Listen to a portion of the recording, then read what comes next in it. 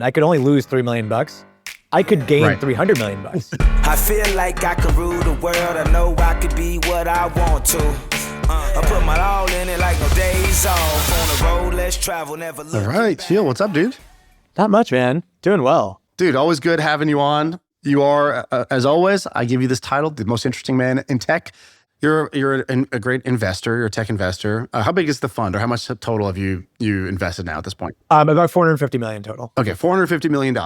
So I've learned a lot from poker, right? And in poker, that you learn all these lessons that actually cross apply totally outside the domain of poker. What would you say are the lessons from investing that apply to life? I think, one is just upside can be greater than downside. So if I invest in a company, let's say I put $3 million into a company, there's a possibility of it being $300 million. But the downside is capped at $3 million. I could only lose $3 million. I could gain Right. $300 million. Yeah, because if you don't work in investing or anywhere where you have that sort of asymmetric risk versus return, let's just say you have an hourly wage job, right? Your mind gets trained into this linear. I put one in, I get one out, right? I can't put one in and get 50 hours of pay out of this next hour. That doesn't really ever happen in a normal job. But if your job is investing, you're like, oh, of course, that happens all the time. I lose 1 times my money, but sometimes I gain 100 or 1,000 times my money back. And that kind of breaks the brain, and you sort of start to see, other opportunities similarly that have that, as the kids say, the asymmetry of risk return. All right, so that's one. There's something around this portfolio theory, out of the $450 million you deploy, right? What does winning look like? You probably need to return some multiple of that $450 million. So what does winning look like for you? You put in $450, what do you need to get out for this to be a success? A couple $1 billion. Couple $1 billion. Let's say $2 billion. Let's just use a rough math. And let's say it's $500 million to make math easy. Right. So $500 million, 4x it. That would be great over some 10-year period. Yeah. Now, of that $2 billion, how many companies would you go into? And of those, how many companies would be responsible for returning all of that money? It's only going to be a few, right? Very Give me the few. math there. Yeah. So almost all of the returns are going to come from 10 companies out of Right. hundreds that we will have invested in. Correct. And so there's something like that in life too, right? Whether it's people you meet or dating, or there's some portfolio theory, some power law where the few will drive all of the joy, the value, the relationships, the opportunities, whatever. And then you just do the rest because you need a portfolio in order to find the few that are the big outliers. It's true. And it's also in a related note, there's if you increase the surface area of companies you meet, you have the better odds of finding that one, where you really know it's going to work. And so in life, I think increasing surface area is good, saying yes to stuff. Right. There's a great blog post this guy wrote called Building Your Own Yacht. Have you ever read this blog post? It's very obscure. I got this from some random Twitter account, the real estate G6. All right. Normally I'd be pretty low expectations, but this over delivered. And so basically it argues the following. It says most people in their life, they don't do anything that compounds, right? Most people are non-compounders in general. Okay, so we kind of know that, okay, money has this compounding thing, right? You can compound some interest or rate of return, 10% a year in the S&P 500, and over every 10 years, that's going to, or every 7 years, that's going to double. Great. So you sort of see compounding financially, but everything compounds, including relationships, skills, knowledge, everything else. And he has this story about building your own yacht. So let me read this out for you. Okay, so he goes, if you aren't familiar, Aristotle Onassis, by the way, this might be a totally fictitious person for all I know, but it doesn't matter. The story works either way.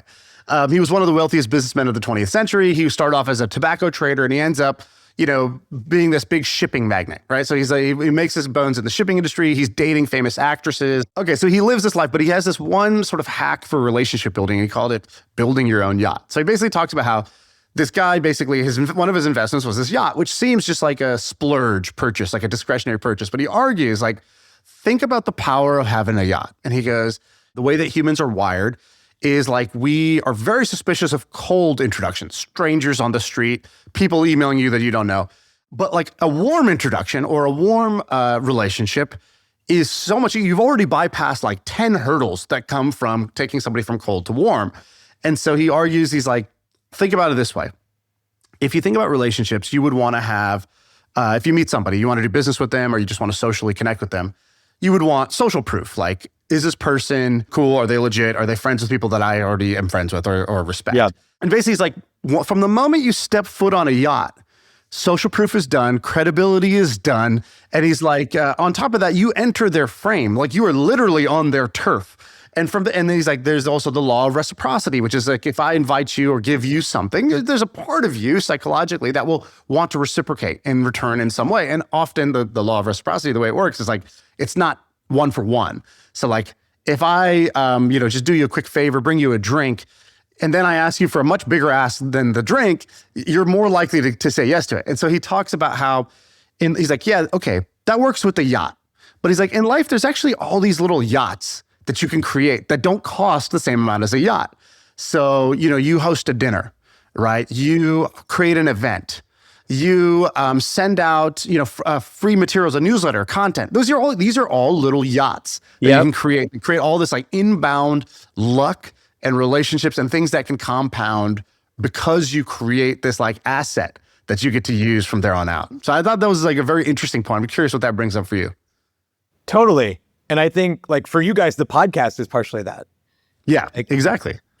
Thanks to this conversation, I think I'm gonna start doing more dinner parties. Because I think it's just like such an easy way. You bring people together. Like also, oftentimes I meet somebody and I'm like, I want to hang out with them again, but there's no excuse. There's no excuse. But if you just invite them over, it's better. And I think actually, the best thing to do is invite them over to your house, because then there's some feeling that like, it's a much stronger feeling than if you invite them to a restaurant. Well, even as an investor, Saka did this, right? Chris Saka did this with he moved out of San Francisco, where in San Francisco, you don't have a yacht. You're just meeting at coffee shops and little places like this. You have an office, but everybody has an office. There's nothing special about it. He moves to Tahoe in Truckee, actually, and he basically has like a cabin on the mountains with a hot tub, and you can ski, and his dog is there, and his kids are there, and he's got this guest house. And then he invited, Travis from Uber over, and they hung out for 2 or 3 days, and he invites Kevin Systrom. Hey, dude, come just work out of my place in Tahoe for the week.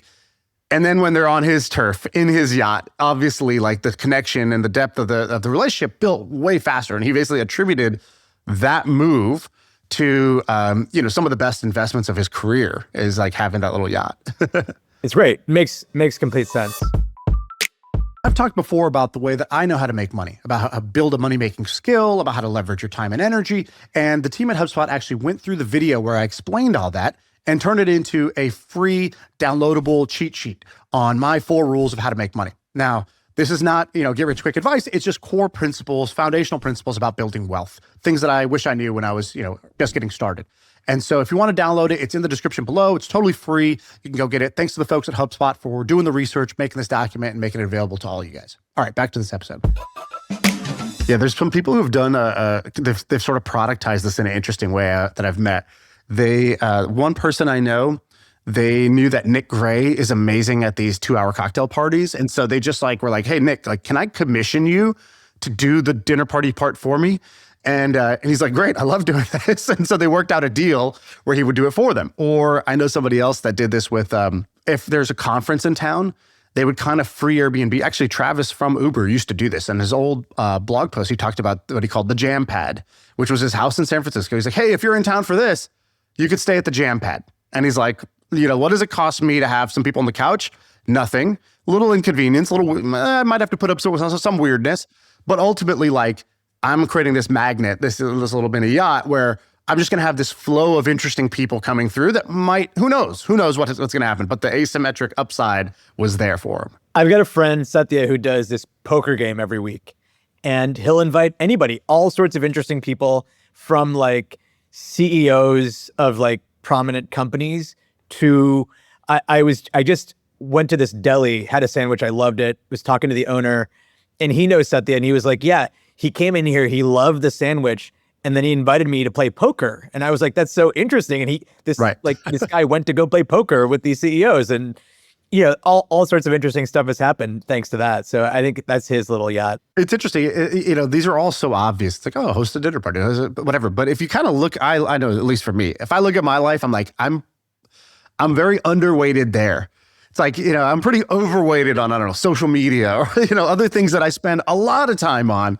and these other things that I think if I'm honest with myself, like would clearly add value, and I just don't make the time for them. Like, and then sometimes you need a reminder, or in this case, like just the word of like, oh yeah, I'm just building a yacht here. Suddenly it elevates the importance of the thing I'm doing from like, I'm just hosting some people over, we're going to have a dinner, to like, no, this is part of my my yacht. I'm like this Greek dude, that's me right now. And so sometimes you just need to delude yourself. Totally. Another one is, so, we're both active on Twitter. There are folks that are like mutuals, folks that you like their stuff, they like your stuff. Recently, I would say like once a month, I meet somebody for the first time because there's somebody that is a mutual on Twitter, like we like each other, and they reach out to me and say, hey, like, let's grab lunch. And it's usually people in from out of town, like people who are in town, you just expect that you're going to see them. But if somebody's in from out of town, they're coming to San Francisco, they go on a mission to meet all their Twitter mutuals. And I think that's great. Like people should do that. Like when you're traveling, especially to San Francisco, if you have a lot of mutuals here, just reach out to them. Right. Yeah, it's so true. It's like tourism, right? Like if you, like I've never been to Alcatraz. I've lived here for 15 years. But if I came to visit, I would have seen it that weekend. Absolutely. I was going to ask you about AI because I feel like you're pretty plugged in and you're a thoughtful dude. So I think you have opinions on kind of like where the world is going. So I want you to paint the picture, like Game of Thrones style. The intro of Game of Thrones where they have the big map. It's like you have this map. First, so like the high level map for AI is like, here's what it appears to me. I'm curious your point of view.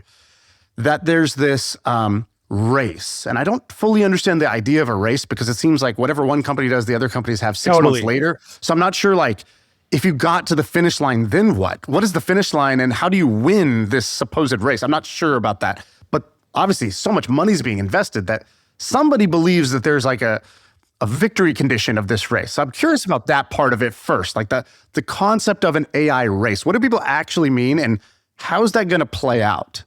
So many things in life have been winner take all, in tech especially. Yeah. So like there's one major search engine and there's one, Facebook on social media. Of course, there are others. There's Twitter out there. But a lot of these businesses have scaling returns or network effects.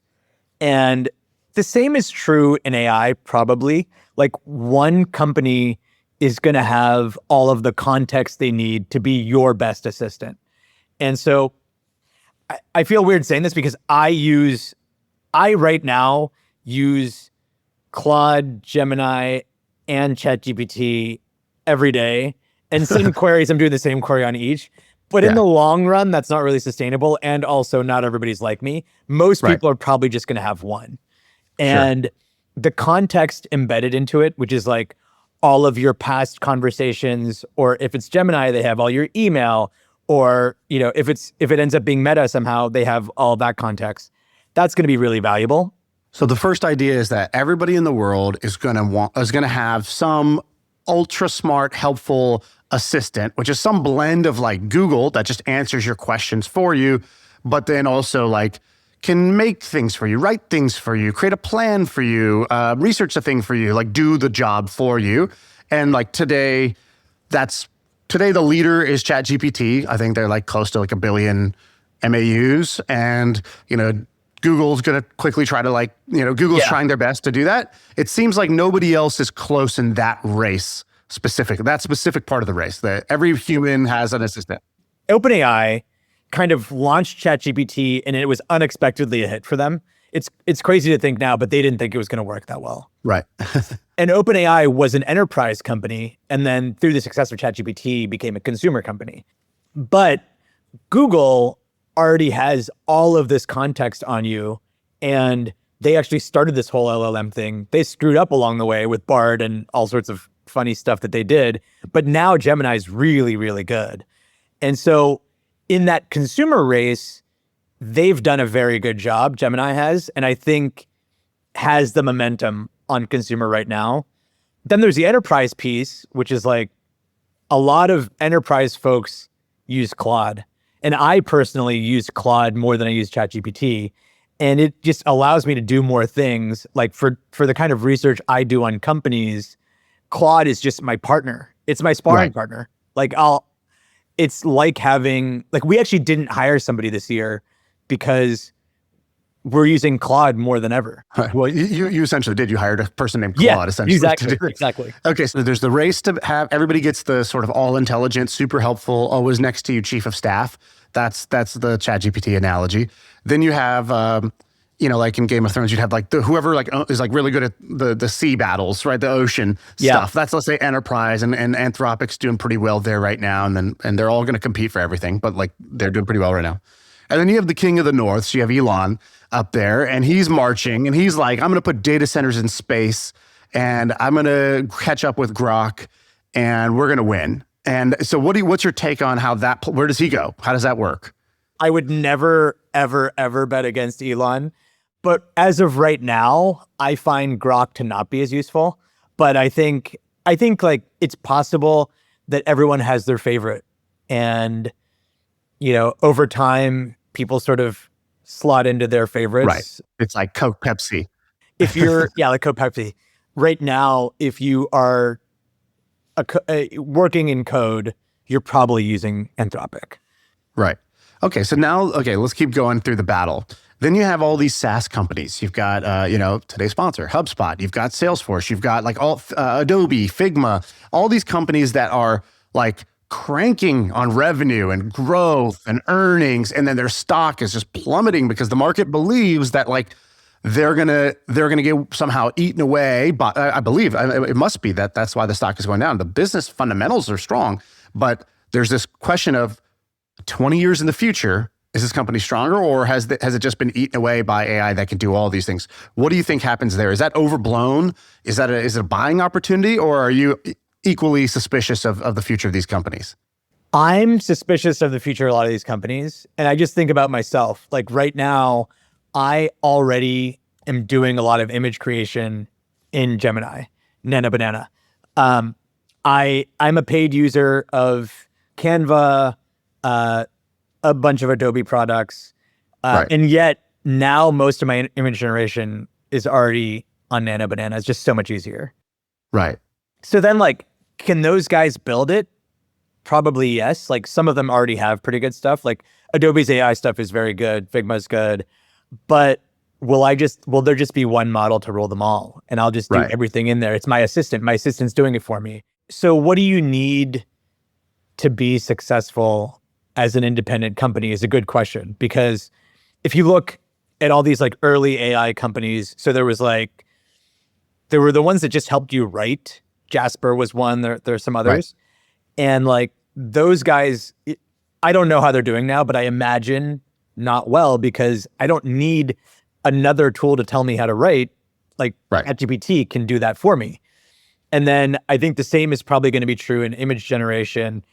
And then all these other products too. Like even law, there are these companies, Harvey and Legora, which are both doing phenomenally well.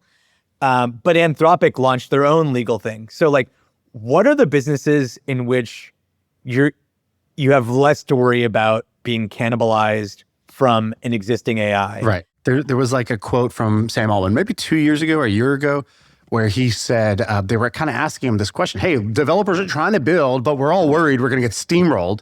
And he was like, yeah, you should think about what we're not going to build. He goes, here's a simple test. Like there's some companies that when we say there's a new model update, they get really excited because it made their existing things so much more valuable. And then there's other companies that are terrified when we say there's a new model update because we might have just swallowed what they did, and you should think really carefully.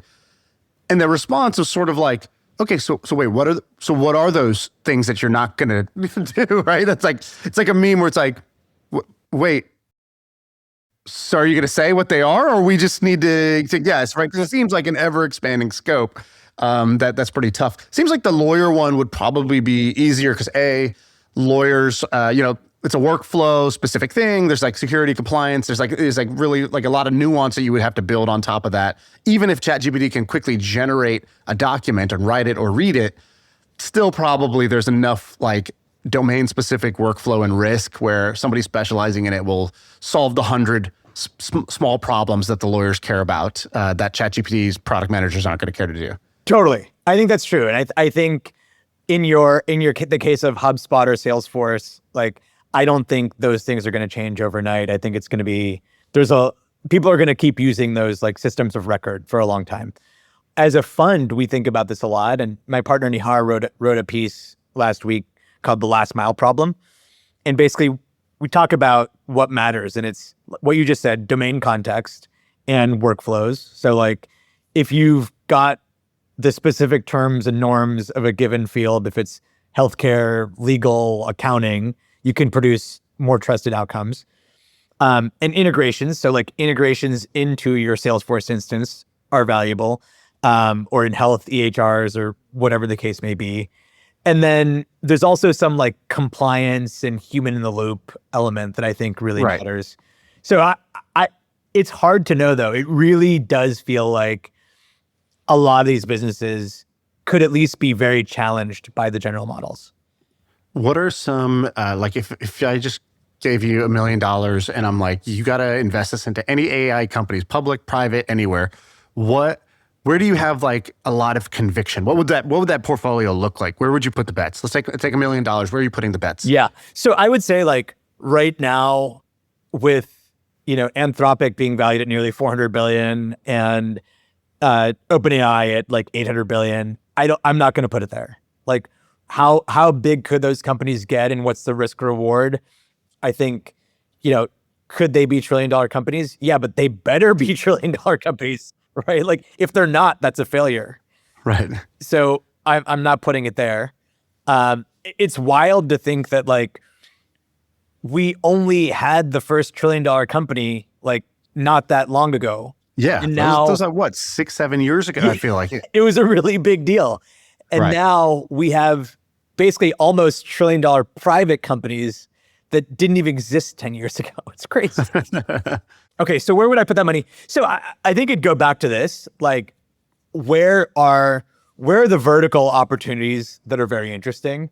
And I think on the general consumer side, I think it's tough for me to find one because on the consumer side, it feels like I probably am going to be using Gemini or ChatGPT or one of those generalized models. They're going to end up getting my context for the stuff I need. There might be other interesting ones that do stuff like Suno for music is interesting. They've grown like crazy to an amount that I would not have predicted. They're like hundreds of millions of revenue, I believe. Yeah, I'm a power user of Suno. Yeah, amazing. It would be a fun project. I mean, a lot of people are obviously doing this, but a fun project for somebody would be to like build a brand around a musician that you've created on AI and like market it through Spotify and all that stuff. There are obviously a lot of them out there, but if I had more free time, I would probably do That'd be a fun one to do. Yeah. Yeah, exactly. I've played around with that idea as well. Like, what would it take to get on the charts, right? Can I take this song? Can I create an artist with an avatar? Can I build them up on Instagram? How would I do this? And just see like, totally just get to play, have this sort of like fantasy musician arc, take 6 months and just see what you could do. Like, I'm pretty sure I could do it if I just dedicated 6 months to doing it. Now, again, it's like, maybe it's not worth the time, but it's fun. It's on my list. It's on my itch list here of like possible projects. Yeah. As on a related note, I just saw this on Twitter, so I don't know if it's fully accurate, but there's an Epstein Files podcast that's entirely AI generated and apparently is now a top 50 podcast on the charts. I saw when he launched it and he was like, it's getting downloaded like 1,000 times an hour right now. And then it was like, update 3,000 times an hour, right? It was like, but what is the actual podcast? What is it? Is it just reading the emails out loud? Like, what is it trying to do? So after I saw the tweet, I went and I listened to the intro, and it's kind of like Notebook LM. So it's like they're two hosts talking back and forth about it, and they talk about a different thing each episode. I wonder how many more things are going to be like this, right? So like, I'm not safe as a podcaster, right? Because you can create podcasts about anything. And now if you can auto create it. And so what they did was they basically were like, here's this source material that's very juicy, very dense, and maybe is going to keep growing, right? So there's some runway here. And then you feed it into Notebook LM and then you create a podcast out of it like it's automatically. Smart. You could do that like, about everything. I could do that about sports. I could do that about anything that has like this big feed of like your feed stock to put into the model, right? It's pretty wild. I thought about creating a podcast that was interviews with the great dead. So it's basically like could I do a podcast with Steve Jobs now with AI? Oh yeah. Like maybe I could. Maybe the tools are now good enough where you could actually figure out like what would he say, and it actually has enough. It would give like sensible answers. You could copy his voice using 11 Labs. Yeah. You could create a digital avatar using one of the video models. Yeah. And you could do the whole thing. And so like, that's kind of interesting. Like, well, what if I did that? That'd be cool. Like, just me and Genghis Khan for today's episode. Totally. Have you seen Delphi? They're making like a clone, right? Delphi. Yeah. What is it? Delphi Yeah. Digital? So you can make, it's Delphi.ai.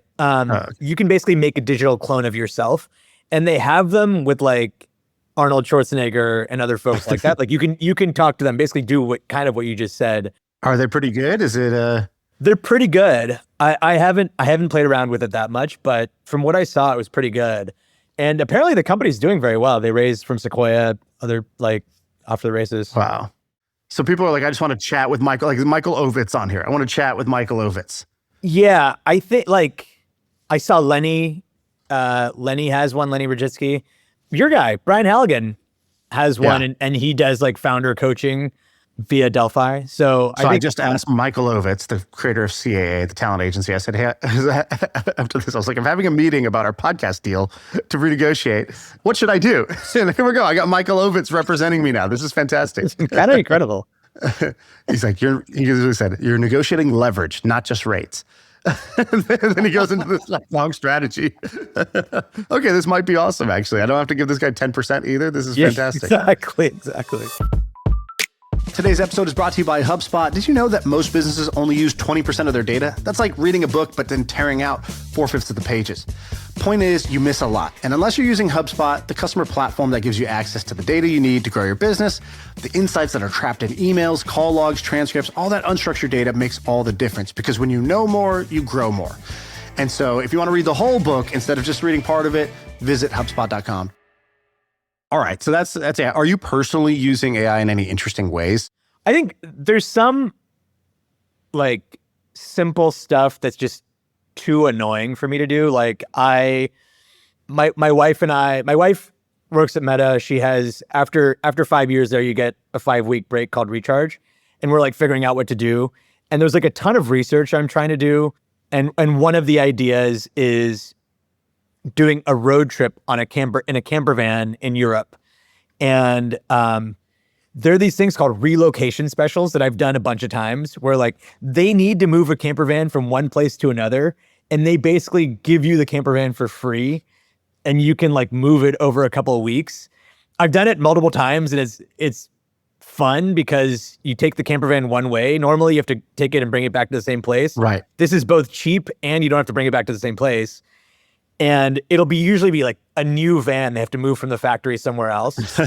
So it's like, what is it in private jets? Empty legs or whatever? Empty what do they call legs. it? Yeah, kind of like empty legs. But for the normal people like us. So I've had AI do a bunch of research and find it for me, message the camper van places and ask them. That's been kind of fun and useful.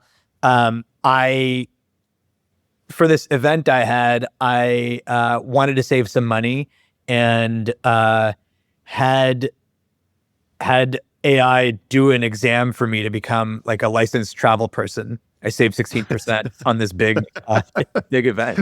So you needed to become a licensed travel agent, or what did you have to become? Yeah, it was sort of a hack because one of my portfolio companies helped me that is in the travel space, but I had to do these exams. It was like, I don't remember how many hours. It was like 10 hours of training and then some exam.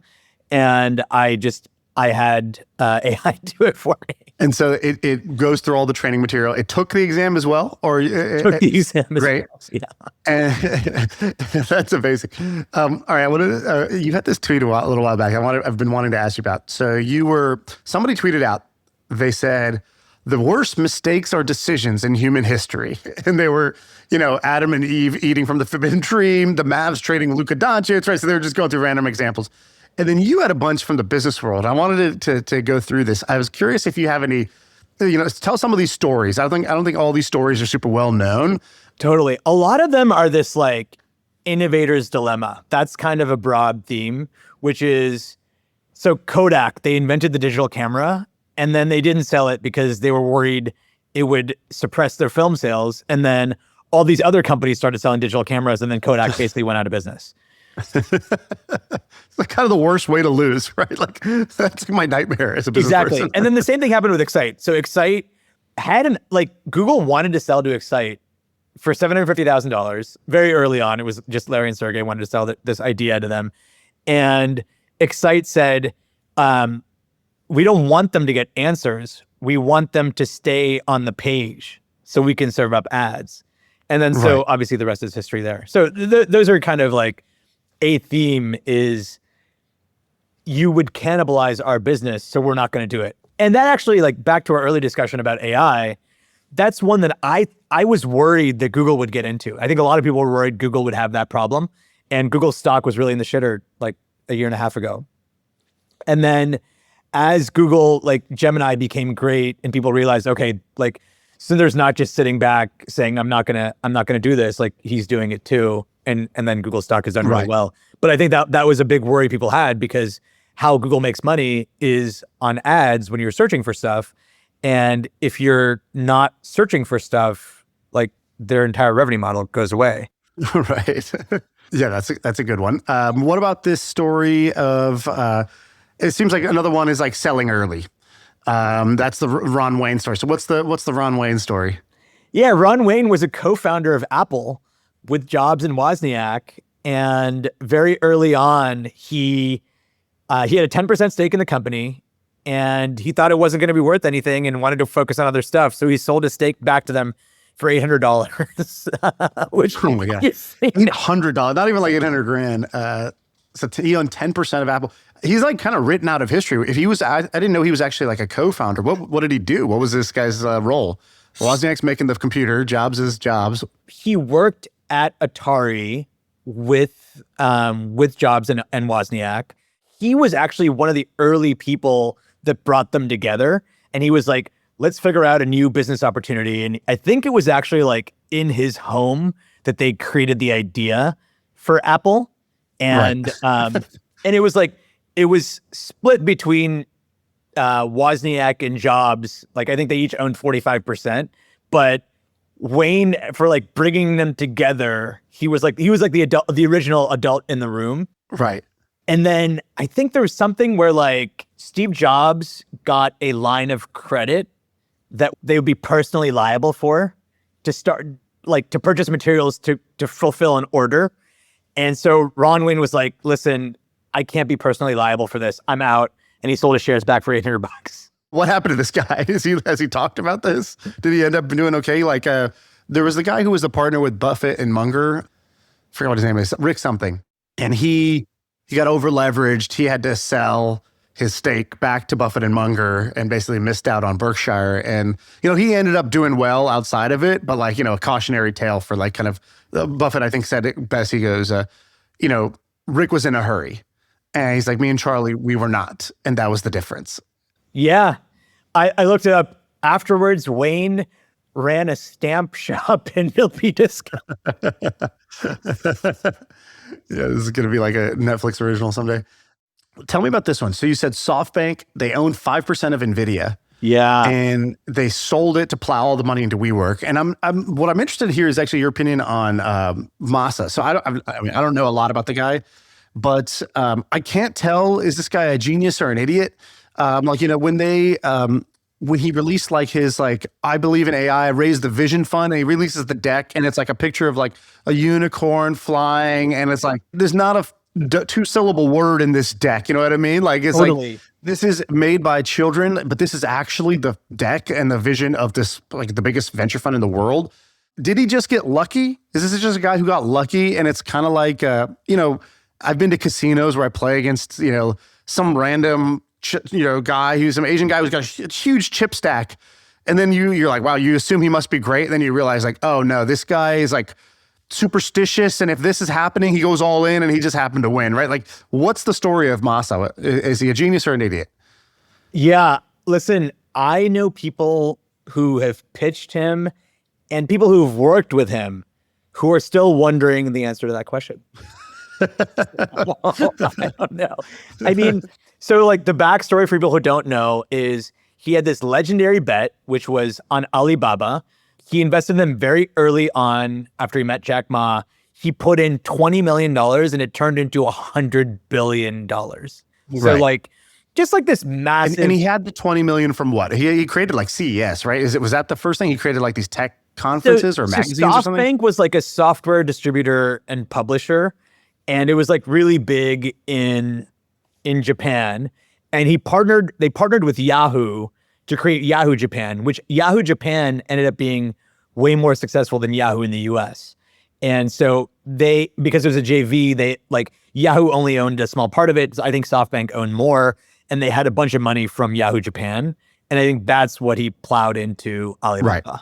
Okay. So he was a good entrepreneur, at least. All right. A great entrepreneur. I think he's very risky. Like, he's fully risk on. Like, he lost all of his money, then gained it back, and then, does it again. And he's like, he'll like go full leverage, like all out debt. And look, with the Vision Fund, $100 billion fund, what's crazy is $100 billion fund seemed so crazy that it was like, is it even real? Is this April Fool's Day? Like when it launched, whatever, 6-7 years, or no, I guess now 8 or 9 years ago. And they wrote massive checks into a bunch of companies, sometimes competing companies. And I never thought it would work. And my main reasoning for at the time thinking it wouldn't work was the companies that need a lot of money are not necessarily the companies that you want to plow money into. Like, it ended up being a lot of like money losing companies that now eventually, like, many of them ended up being successful, like Uber and DoorDash. But, then there was WeWork, which I think they put the most money into. Yeah. So what's the verdict on the Vision Fund? It did well, or we just too early to say, or we're just not going to? I think it ended up being okay. It's an okay fund. It's not great, but like, if you're looking to deploy $1 million, like, there are ways you can get $5-10 million. Like, if you invest in a good fund, but $100 billion is different. If you're deploying $100 billion, like, you're not expecting to 5x it. If you 1.5, 2x it, maybe that's okay, depending on timeline. Gotcha. What do you think people should be paying attention to? And maybe the better way of asking that is, what are things you're paying attention to right now that you don't think a lot of other people are, or the masses, maybe, or even like general population of smart individuals, right? So not like literally the average American, but also not the guys at your VC dinner. So it's somebody in between, right? The general smart person. What are they underweighting, paying less attention to, thinking about the wrong way that you were paying attention to differently? I think everyone, and I'm encouraging my parents to do it too, should just be, and this is like an easy answer, should be just using AI more. I think when my parents give me an assignment, like, my parents often are like, hey, Sheil, can you book this for me? I'm their personal assistant. And now I'm trying to teach them to use AI, and actually they're doing it. And it actually kind of surprised me, but they're able to look stuff up on AI that they weren't doing a month ago. And they're getting answers. And I'm also encouraging them not to send me like stupid fake forwards and to look everything up and make sure it's legit. Today's podcast is brought to you by my friends at Mercury. They make the world's best banking product. I think you know this already. I use Mercury for all of my businesses. I think I have like maybe 7 or 8 businesses. We use Mercury as our business banking across all of them. And now they actually just launched a personal banking account. So I have my personal account there. I moved off of Wells Fargo and Chase. I'm just all in on Mercury. Why? I like products that are easy to use. I like products that get me and the problems that I have. So like, very easy to make a joint account with my wife. Very easy to spin up virtual cards. One click and I get savings yield. It just has all the stuff that I need in one place. So if you're looking for the best banking product on the market, it's definitely Mercury. I will fist fight anybody who disagrees with me on that. Go to mercury.com/personal and learn more. Mercury is a fintech, not an FDIC-insured bank. Banking services are provided through Choice Financial Group and Column NA, members FDIC. I'm curious if you have any non-consensus or contrarian opinions about something. So for example, most people think that XYZ is, kind of useless, but actually I think that's wrong. I think this is amazing. I'll give you a simple example. So Bryan Johnson was initially, I would say, completely overlooked. The first time we had him on the podcast, he really wasn't like Bryan Johnson, the kind of media personality at the time. He didn't have a big social media. He just had his website, his blog, where he's uploading like his own like blood markers too. And we were like, oh, this is cool. This guy's like really tracking everything and he's publishing it on a blog. And then Bryan Johnson became this like kind of like beacon of longevity. And then people were like, wait, is he a vampire? What's going on over here? Like, is this too much? And so he became this like polarized figure. And now he's like full on like YouTuber, content creator. And so one of my like opinions that I don't think a lot of people share or even have thought much about is I think Bryan Johnson might be the best content creator on earth right now. You know, like I just think he's like running circles around everybody in the same way that when people saw what the Kardashians were doing early on, or the Paul brothers, it was really easy to dismiss as, you know, sort of silly, stupid, useless, whatever. And then like, you know, fast forward a decade and they've built these really big empires off of that. I think what Bryan Johnson's doing on social media is incredible. And it's just, I literally as just a content creator, like I just think what he's done is genius.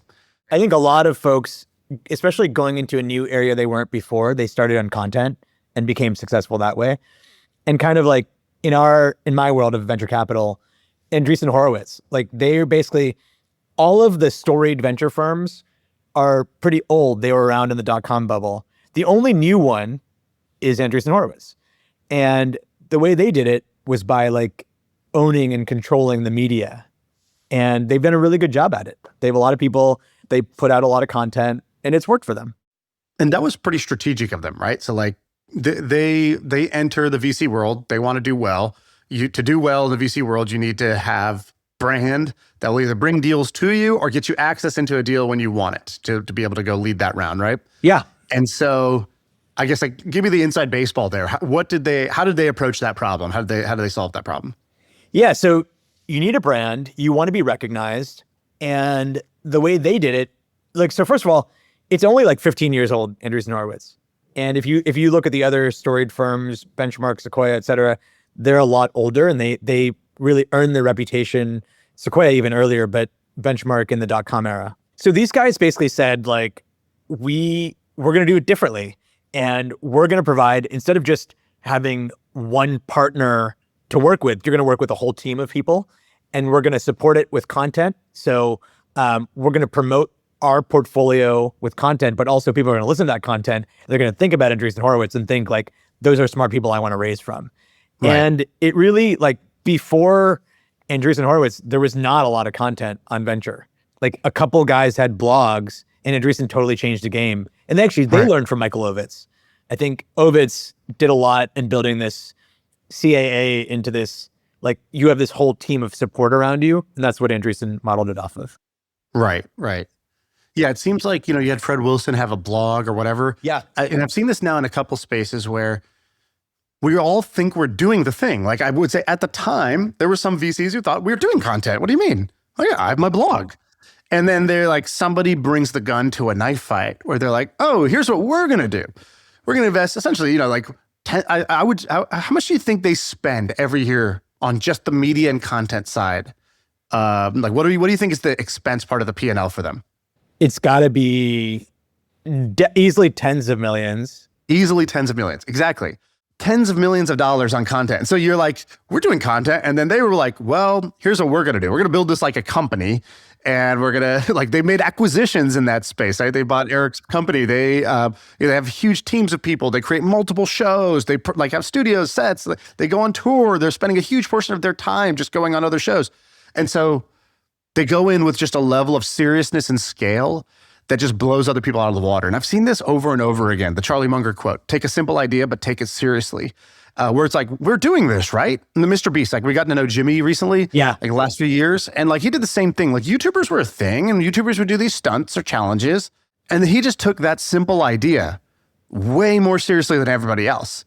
He's like, well, I'm going to put all the money into it. I'm going to build my own sets. If you've ever been to his place, it's like it's like giant, like he's got the biggest soundstage in North America. Like, you know, he's building the biggest sets. It's like a construction company when you walk through his area. You know, he's got teams of people. Every dollar they make, they invest and more. They lose money on every video, right? Like YouTubers were like, hey, we're doing this, right? And then he did it at a different level of scale and seriousness. And so I always find that interesting because whenever you go into a new space, sometimes the right idea is actually there. It just hasn't been like taken to the limit. And if you took it to the limit, which is also what Bryan Johnson did, by the way, like totally biohacking, quantified self, that was an existing community. And he just took it to the limit.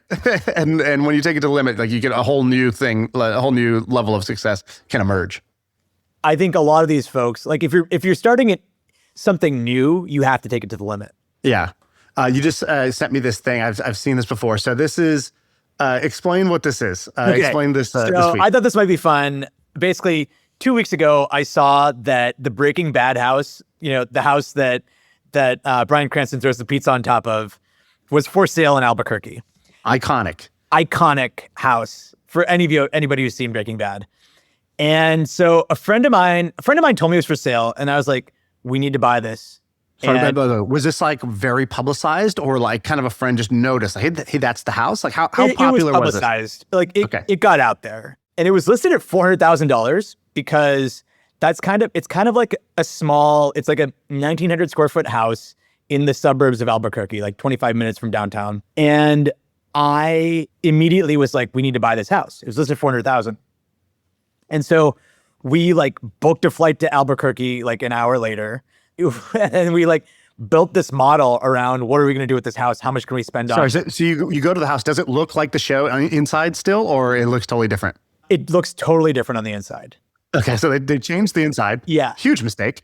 When they did the show, that was just someone's home. It Basically, was they just rented someone's for home. this. And it's this family that's lived in the house since the 70s. They bought it for almost nothing in the 70s.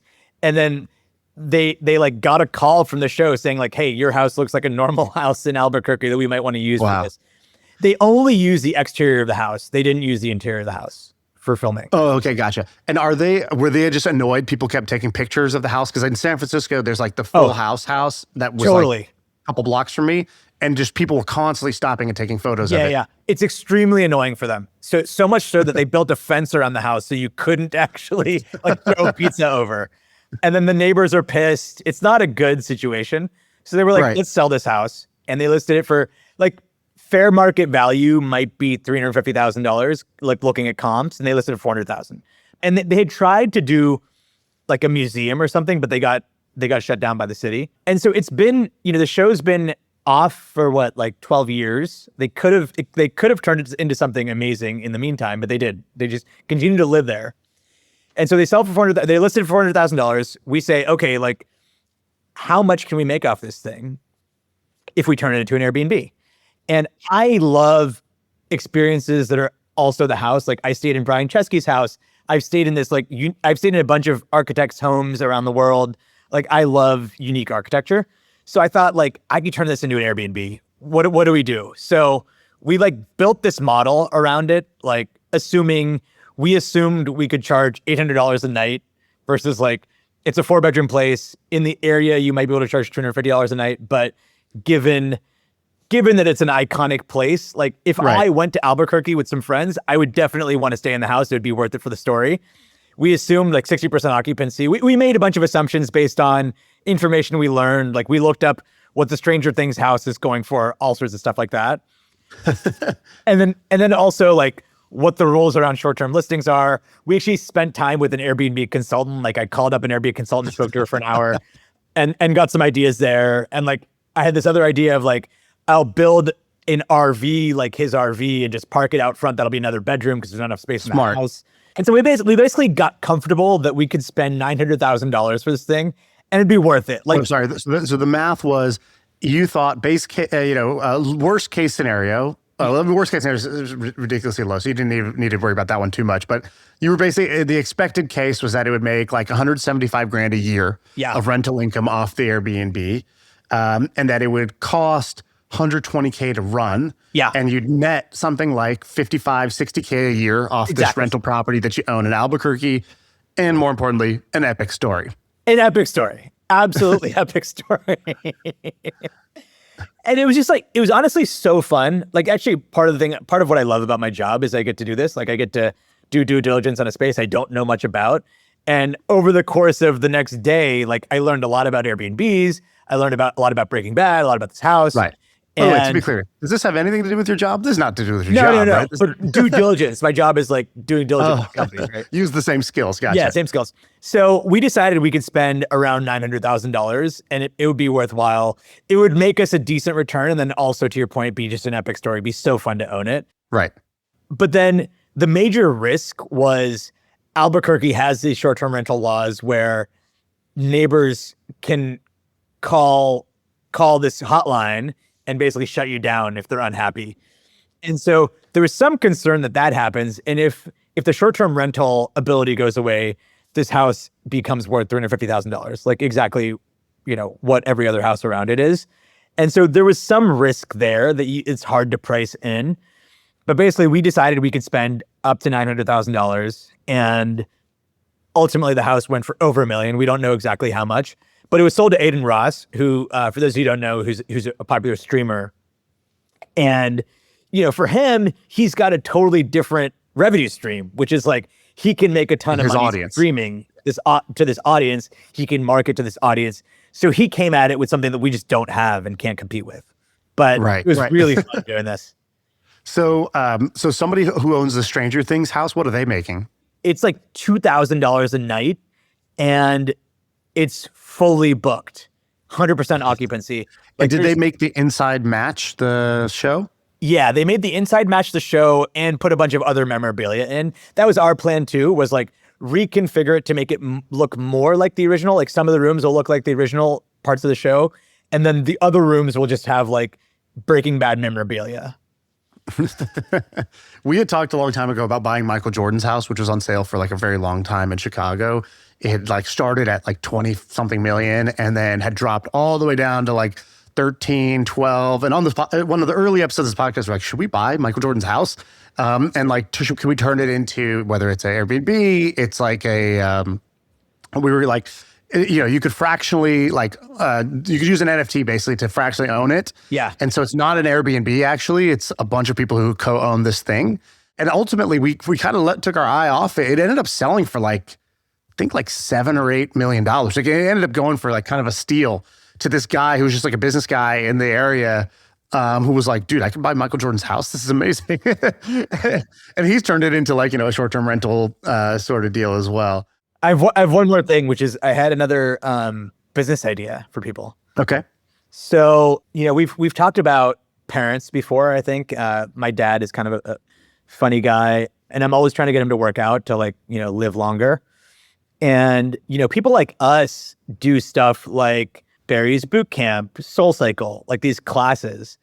And the idea is just a Barry's Boot Camp style class for old people. And you could Zumba. franchise it. Isn't it Zumba? Is that not what Zumba is? It's not exactly geared towards old people. I think you can make it easier, like sort of lighter contact and emphasize stuff like balance, joint work, and even maybe even cognitive exercises. And you basically have this like welcoming place for people 55 plus who have a lot of free time and want to stay active and healthy. And maybe you build like a club around it is the idea. So that's, I think it's a great idea. I'll tell you why. So I have a trainer who basically was like, kind of like had a bodybuilding era, trained a bunch of brides trying to get in shape for weddings, all the classic models, right? Then me, like tech guy trying to, work out. So he comes to my house. So I've been working with him for, 5-6 years now.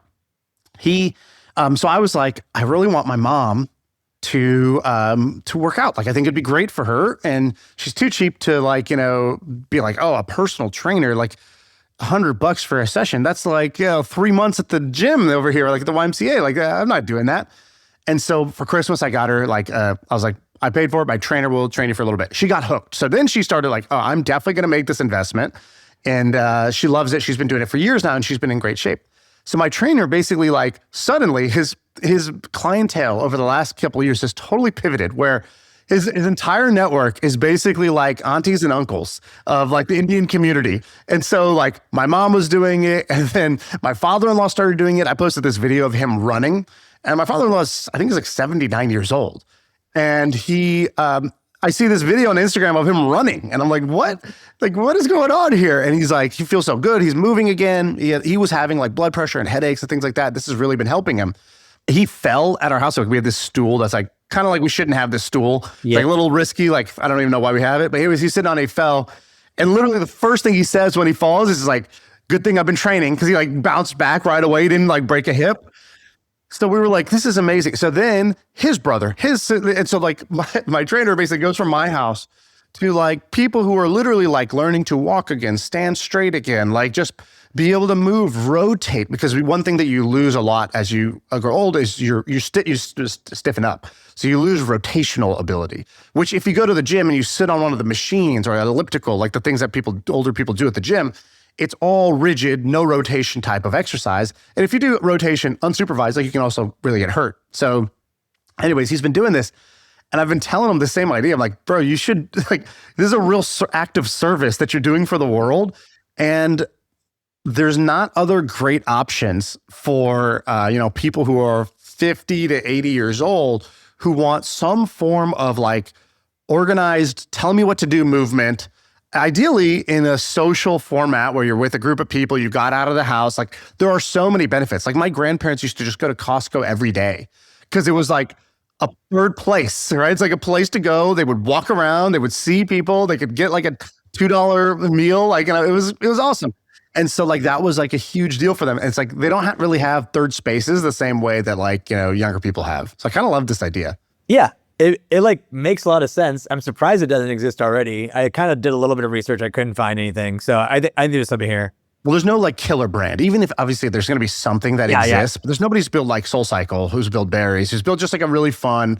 And by the way, this playbook has been done 50 times now, right? Like totally Solid Core and F45 or whatever. There's like so many of these. So many, yeah. You could literally just copy the blueprint. You just change the demo. I also wonder if you could like get the insurance to cover it in some way or like some way. Like, is there some like Medicare Advantage plans should cover something. So there's something called Silver Sneakers, which is a great name, which is a fitness program for older adults through Medicare Advantage plans. But it's not a P90X, like digital or? No, it's actually, it gives members access to gyms. And actually my dad does this. I think that's how he pays for his YMCA. But it's not like, they don't have this specific thing, which I'm thinking about, which is like a boot camp around low impact and senior friendly stuff. Right. This is great. Wait, so Silver Sneakers, that's a private company, and they're basically saying you get access to them. So they kind of class passed it. They went and did partnerships. Is that how they did this? That's right. Yeah, and they do have like online classes, but but it's different. It's like it's videos, and then they have partnerships with gyms. Is this like a venture-backed company, or is this like bootstrap? They have 2 million visits a month on their website. It's pretty crazy. Oh, interesting. They acquired Nutrisystem and South Beach Diet. Yeah, this is interesting. Like these guys, the Silver Sneakers, like they're not going to do, like the modern way of doing things. They're like an old school company. Right. But it says here, 19 million Americans, available to more than 19 million Americans through Medicare Advantage plans, supplement carriers, and group retiree plans. That's cool. Yeah, there's definitely an opportunity here. I like these because I feel like with AI, with AI, you kind of want AI-proof businesses if you're gonna start something new. Either you need to be a big beneficiary of AI, or you need to be AI-proof. You want to be on either end of the spectrum. You don't want to be in the middle. And so AI-proof, there's not going to be AI that works your body out for you. Like even if it's smarter, it guides you. You're still gonna have to do the workout. Totally. And so giving people a place to go, especially if AI gives people more free time or more income, like anything like that, it could be a big beneficiary of that. I like this idea. Yeah, it's a fun one. Cool. All right, Sheil, I appreciate you coming on and sharing ideas, insights, and all that stuff, man. Always good to hang. Likewise, man. That was fun. I feel like I could rule the world. I know I could be what I want to. I put my all in it like no days off. On the road, let's travel, never looking back. All right, my friends, I have a new podcast for you guys to check out. It's called Content is Profit, and it's hosted by Luis and Fonzie Cameo. After years of building content teams and frameworks for companies like Red Bull and Orange Theory Fitness, Luis and Fonzie are on a mission to bridge the gap between content and revenue. In each episode, you're going to hear from top entrepreneurs and creators, and you're going to hear them share their secrets and strategies to turn their content into profit. So you can check out Content is Profit wherever you get your podcasts.